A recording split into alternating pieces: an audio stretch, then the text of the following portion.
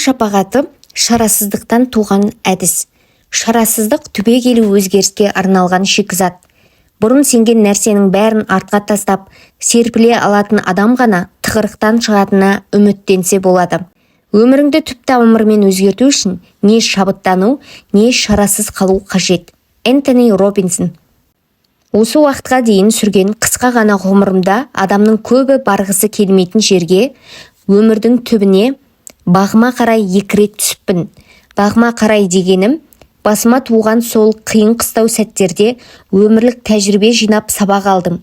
Ақырында тәжірибем бүгін қандай адам болуым керек болса, сондай болуыма, қандай өмірді армандасам, соған жетуіме әкелді. Тағдырыма алғысым шексіз. Енді өзгелерге өз шектеуінен аттап өту үшін, зор жетістікке ұмтылуға көмектесу үшін жетістігімді ғана емес, сәтсіздігімді де мысалға келтіремін. Бірінші құрдымға кету. Пациенттің өліп тірілуі. Бірінші құрдымға кеткенімді айтып өттім. Сәл болмағанда жарық дүниемен қоштаса жаздадым. Ол кезде небәрі 20 жаста едім. Көлігіме мас жүргізуші тізгіндеп отырған жүк көлігі соғылды. Апат болған жерде тіл тартпай кетуім де мүмкін еді. Басыма түскен зауалдан біртіндеп ес жиған соң, осы жағдайдан 8 сабақ түйдім. Ол сабақтар да адамның өмір сүру дағдысын міндетті түрде жақсартады. Олар туралы өзімнің бірінші кітабым «Тағдырыңа тура қара». Арманыңдағы өмірге жету үшін әрекет етіп, оны сүюдің әдістерінде. Осы кітапта айтып өттім. Екінші құрдымға кету, қарызға белшесінен бату, терең күйзелісті өткеру. Екінші рет құрдымға кеткенім жол көлік апатынан алған клиникалық өлімнен де ауыр тиді. 2008 жыл еді. ақш экономикасы 1930 жылдардағы үлкен тоқыраудан кейінгі ең ауыр рецессияны бастан кешіп жатқан кезең. Құдай өзі қолдап, апаттан аман есен қалған соң, арада бірнеше жыл өтіп, компаниямда сату нәтижесі бойынша ең үздік қызметкер атанып, даңқ залындағы мақтау тақтайшасына атым жазылып, коучинг бойынша біршама табысты әрі жетістікке бастайтын бизнес жүргізіп, бестселлер кітап жазсам да, тағдыр мені тағы сынады. Бұл жолы психикалық және эмоциялық сілкініс болды. Бәріне себепші қарызға батқаным. Бір сәтте кәсібімнен табыс түспей қойды. Айлық табысым тең жартысына дейін кеміді. Есепшоттарымды төлеуге ақшам жетпейтінін түсіндім. Жуырда ғана ең бірінші үйімді сатып алғанмын. Ғашығыммен сөз байласып, тұңғыш баламызды жоспарлаған едік. Қарызға белшемнен батқаным сонша, ипотеканың ай сайынғы төлемін өте алмадым. Өмірімде бірінші рет мұндай күйзелісті бастан кештім. Ғұмырымды сипаттайтын қисық-сызықтың ең төменгі нүктесіне түстім. Бұдан сорақы не бар? Бәлкім, біреу үшін одан да жаман дүние бар шығар. Алайда менің жағдайымда бүкіл ісім құрдымға кетті. Бәрі бітті. Өзі түбіме өзім жеттім. Өлімнен қарыз ауыр ма? Менен жол көлік апаты мен қаржылық дағдарыстың қайсысы ауыр деп сұрасаңыз, ойланбастан екіншісін айтар едім. Әлі күнге дейін осы ойдан айнымаймын. Көп адам жүк көлігімен бетпе-бет соқтығысудан, сүйектің 11 жерден сынып, ми зақымдануынан, 6 минутқа үзіліп кетіп, қайта тірілуден, комадан шыққан соң ешқашан өз аяғыңмен жүрмейтініңді білуден асқан азап ештеңе жоқ дер еді. Әрине, апаттан кейінгі физикалық, психологиялық, эмоциялық ауыртпашылықтан артық өмірлік сын сағат бар деуге болмас. Бірақ менде емес. Түсінесіз бе? Жол көлік апатынан соң елдің бәрі асты-үстіме түсіп бәйек болды. Туған туысым ауруханада төсегімнің басында күзетті. Көңілімді сұрап келушілер көп болды. Достарым мен туыстарым күн сайын келіп, халімді сұрап тұрды. Сүйіспеншілік танытып, қолдау көрсетті. Мені ең тамаша дәрігерлер мен медбикелер емдеді. Оңалғанымша әр қадамымды бақылауда ұстады. Анам тамақ әзірлеп, ауруханаға тасыды. Жұмыс істеп, есепшот төлеуді ойлауға мұршам келмеді. Ауруханадағы өмірім, шынымды айтсам, рахат әрі жанға дауа еді. Екінші ретте бәрі керісінше болды. Ешкім аяп көңілімді сұрамады. Қамқорлық танытпақ түгіл, ешбірі назарда салмады. Ешкім сүйікті асымды әкелмеді. Өзіме өзім ғана керек болдым. Өте ауыр экономикалық жағдайда елдің бәрінің басына қиындық түсті. Олар өз мәселесін шешумен айналысты. Қиындық пен түйткіл деген домино эффектісі өмірімнің әр саласын шарпи бастады. Физикалық, эмоциялық әрі қаржылық тығырыққа тірелдім. Бұл тізімді тоқтамай жалғастыра беруге болады. Сол шақта үрей мен өзіме деген сенімсіздік өне бойымды биледі. Соның кесірінен өзімді жақсы сезінетін ең ыңғайлы жер тек жатын орным болды. Күні бойы мені бір ғана ой жұбататын. Кешке қарай жылы төсегіме жатып, қалың көрпемді жамылып, аз уақытқа болса да қиындық атаулыдан қаша тұрамын. Өзіме қол жұмсасам қайтер екен деген ой күнде мазалайтын. Дегенмен ешқашан ондай қадамға бармаппын. Өлімім әке-шешемді күйретіп кетеді деген ойдан кейін өзіме қол жұмсаудан бас тартатынмын. Қайтсем де тірі қалуым керек. Жүрегімнің түкпірінде жағдай қаншалықты ушықса да бәрін өзгертетін бір амал табылар деген ой маза бермеді. Десе де өлім туралы ойлар да үдей берді. Қаржылық дағдарыстан шығатын саңылау таппай сарылдым.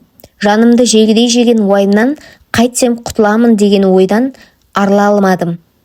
Өмірімді өзгерткен таң. Сол бір таңда өмірім түбегейлі өзгерді. Таңертең әдеттегідей басым зеңіп, өмірден түңіліп оянғанмын. Кейінгі бірнеше апта осы күйден арыла алмаған едім.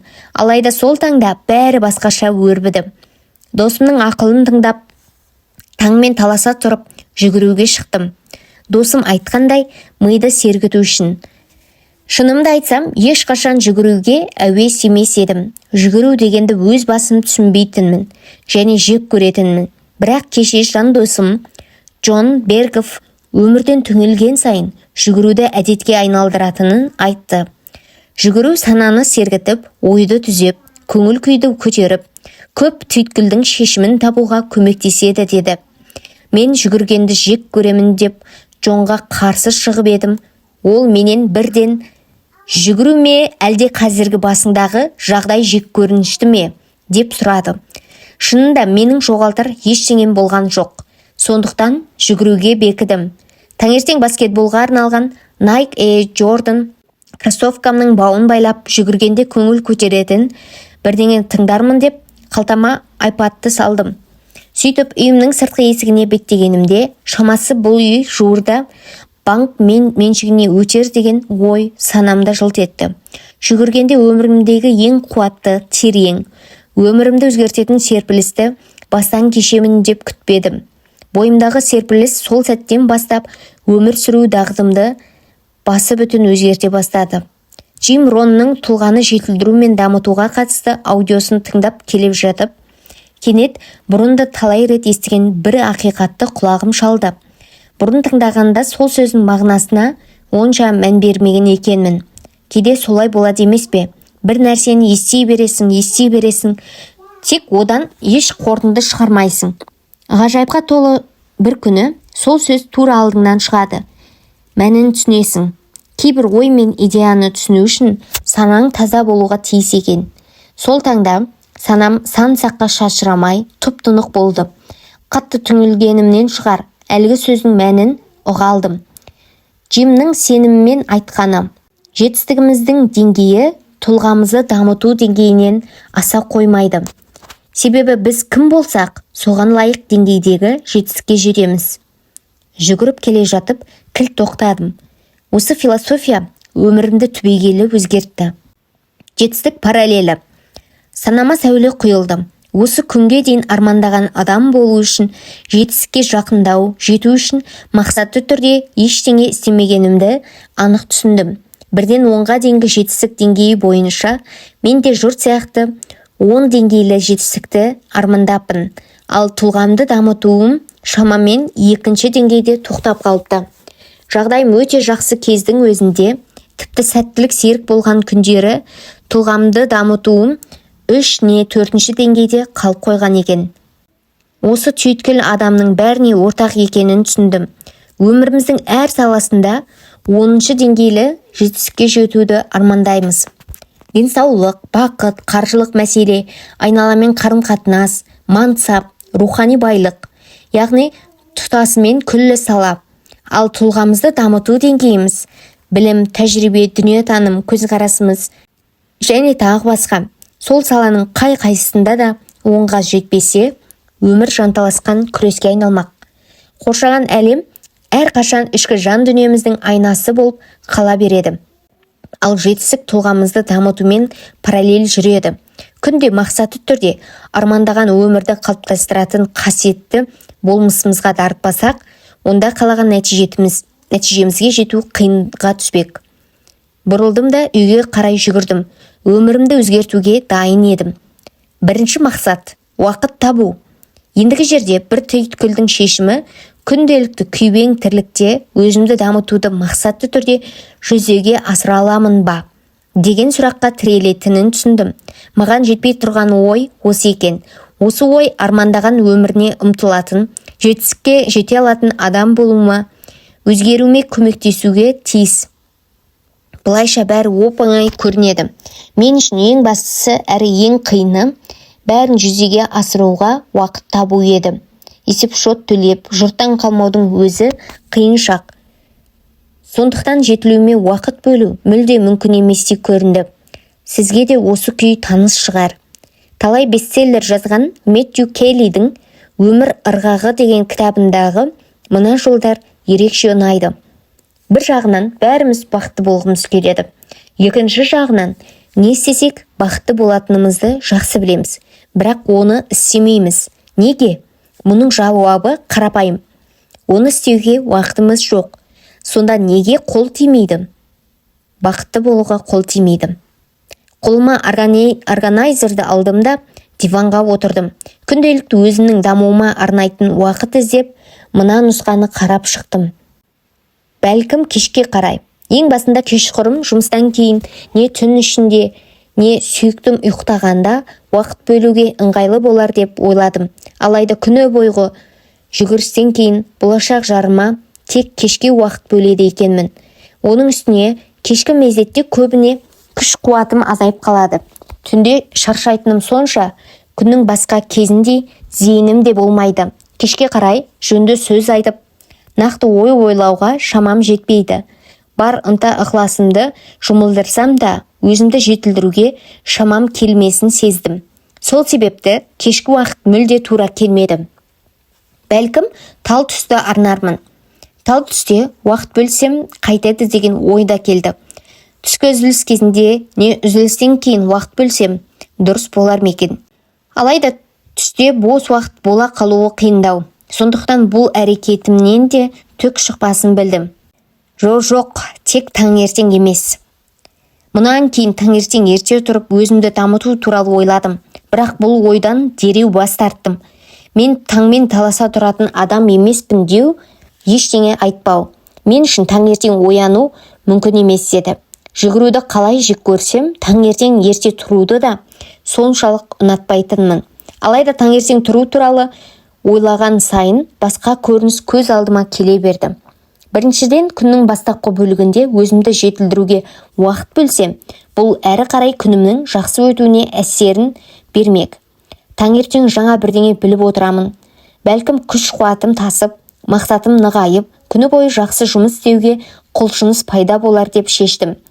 Оның үстіне stevepavlina.com сайтынан күннің тұтқасы деген жазба оқыдым. Онда Стив Павлина, бұл жігіт жай блогер емес, ақылды адамдарға арналған тұлғаңды дамыту курсы кітабының авторы және бірінші сағат жалпы күннің қалай өтетінін көрсетеді. Егер оянғаннан кейінгі бірінші сағатта еріншек сылбыр болсақ, онда күні бойы сондай болып жүремін. Ал бірінші сағатты әлде қайды өнімді өткізсем, сол күнім едәуір өнімді табысты болады дейді. Яғни өзімді жетілдірумен таңертеңгі уақытта айналыссам, онда күні бойы жиналатын себеп сылтауды шаршап тұрмын, үлгермей жатырмын, тағы басқа айтпайтын боламын. Жетілдіруге арнайтын уақытымды өмірдегі басқа жағдай мен жұмысыма еш кедергі келтірмейтін кезге белгілесем, күн сайын өзімді дамытумен айналысуға кепіл болар еді. Ең ақырында таңертеңнен басқа тиімді уақыт таппадым.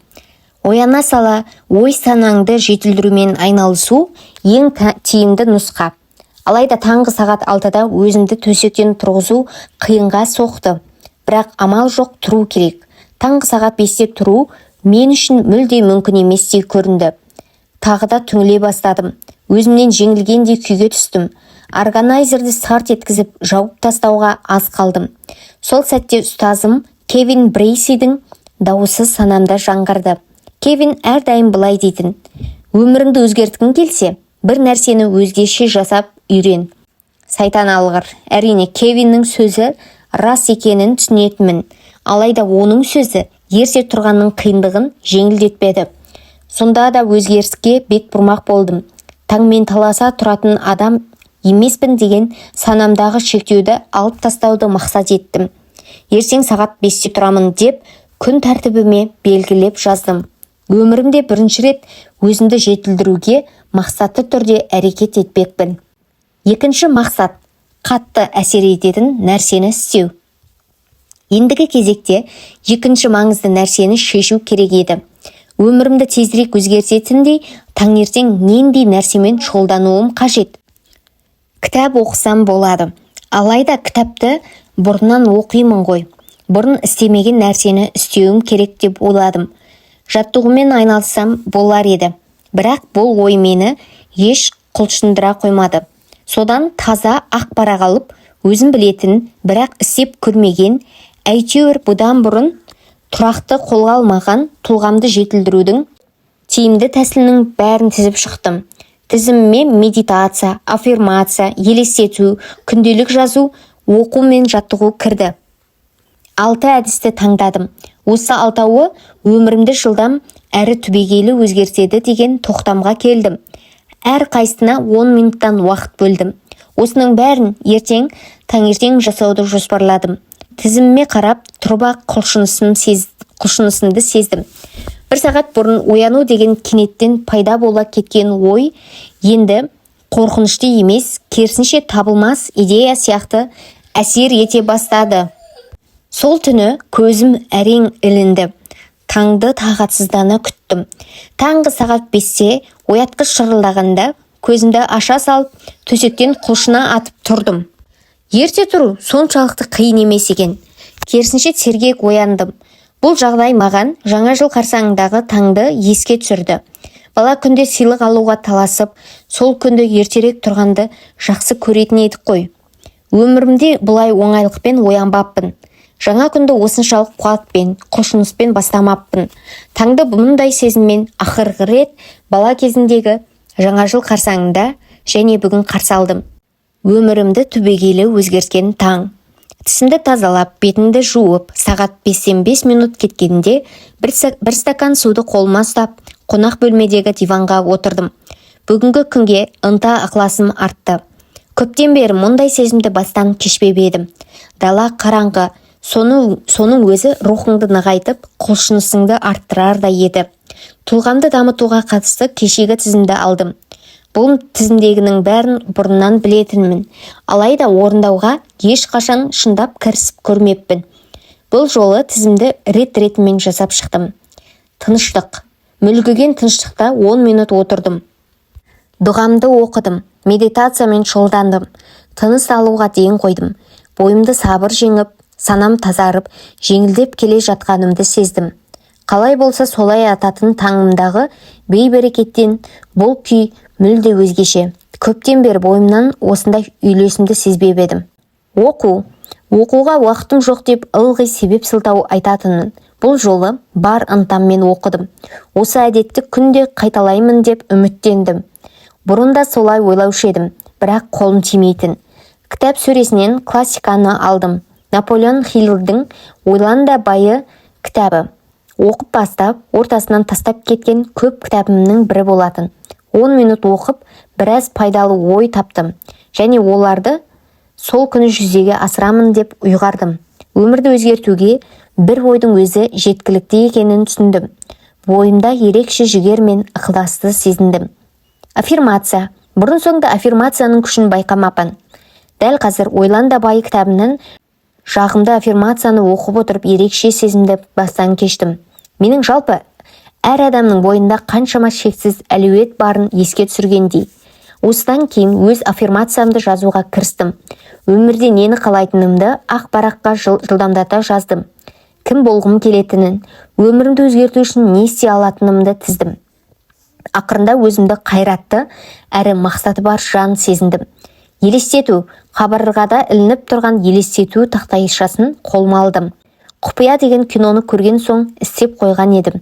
Алайда оған қарап елестетпек түгіл, анда-санда бір ұстайтынмын. 10 минут бойы бар назарымды бір суреттен екіншісіне аударумен болдым.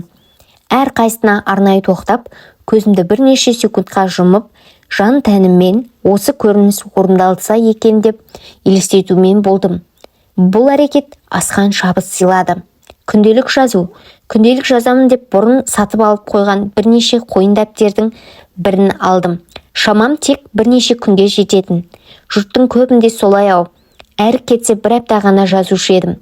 Сол таңда тағдырыма не үшін риза екенімді теріп шықтым. Соны жаза сала санамды билеген ауыр күйзелістен арыла бастадым. Әрине, мүлде құтылғаным жоқ. Дегенмен жеңілдеп қалдым. Өмірге риза екенімді жазғаннан соң көңіл күйімде көтеріңкі бола түсті. Ризашылық сезімі бойымды кернеді. Жаттығу.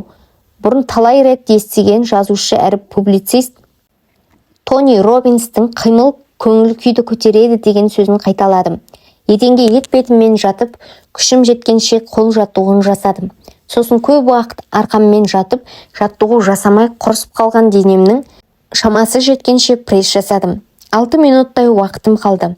DVD плеерге ғашығымның жақсы көретін йога дискісінің бірін салып, қалған минутта жағымды әуен тыңдап, рахатқа бөлендім. Өзімді керемет сезіндім. Тамаша көңіл күй.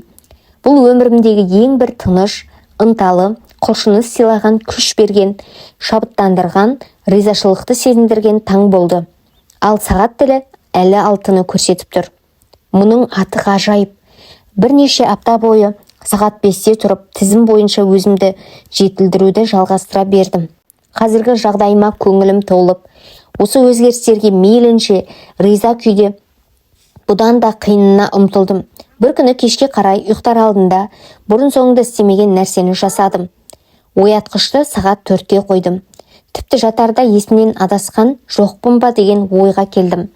Бір қызығы, сағат 4-те тұрудың 5-те тұрғаннан еш айырмашылығы жоқ екен. Алагеуімнен ояну жалқаулық жеңіп, ерте тұруға ерінетін күндерден 10 есе оңайға түсті. Күйзеліс біртіндеп азая берді. Күш қайратым тасып тұратын жағдайға жеттім.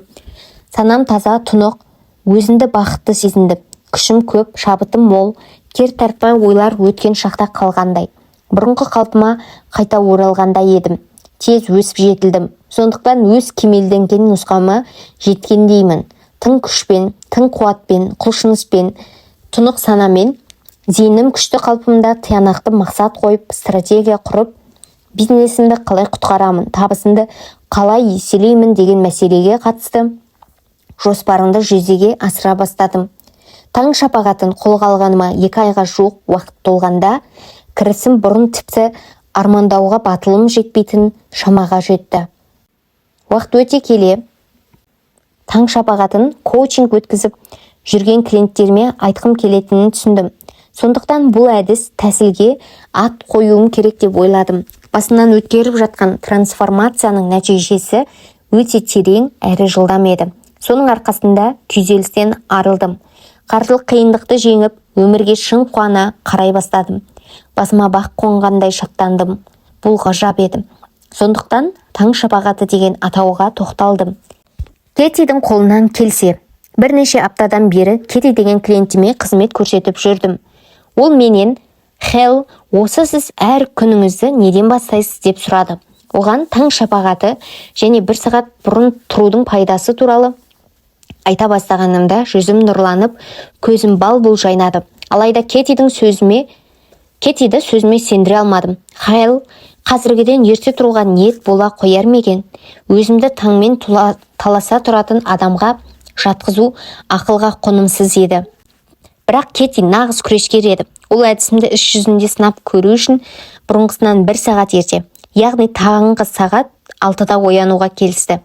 Оны қолдап сәттілік тіледім. 1 аптадан соң кейінгі сабақта жолыққанымызда Кэти таң тамаша күйде екен. Одан күн сайын таңғы сағат 6-да оянып, таң шапағаты бағдарламасын орындап жүрсіз бе деп сұрадым. Жауабы мені таң қалдырды. Жоға, сіз айтқан күні ғана 6-да тұрдым.